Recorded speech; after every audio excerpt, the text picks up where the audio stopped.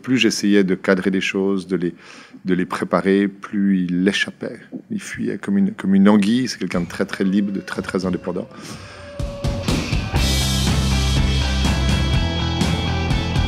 C'est un film, je pense c'est important de le dire, pour lequel je n'ai pas eu envie dès le départ de demander des financements, de faire des dossiers, c'est-à-dire de pré-penser le film en amont, comme on nous le demande souvent lorsqu'il faut financer un documentaire.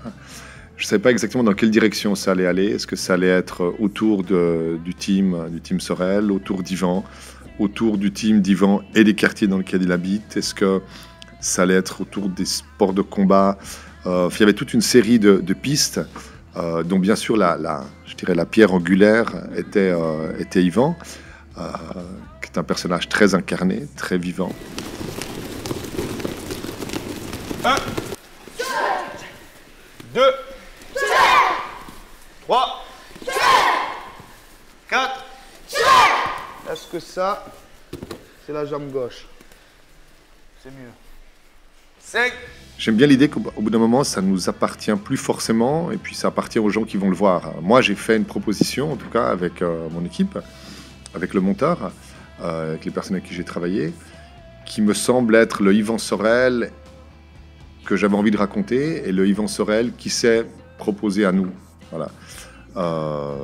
De manière la plus, j'espère, la plus fidèle et la plus authentique. Voilà, la plus sincère en tout cas. Tu es à l'école, toi?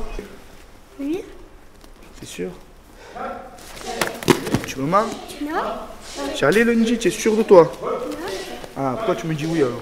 Je me suis trompée. Vite, Mabou. Quoi, on manque l'école maintenant? Arrête. On manque l'école? Non. Ah oui, il fait un vrai travail social, ouais, c'est sûr. Et puis dans des quartiers qui ne sont pas forcément qui sont pas faciles, mais qui en même temps qui sont très démonisés et très traités à travers une grille de clichés, particulièrement en France, hein, parce que personne n'y va vraiment. Et on préfère se les raconter comme si c'était un peu des aliens.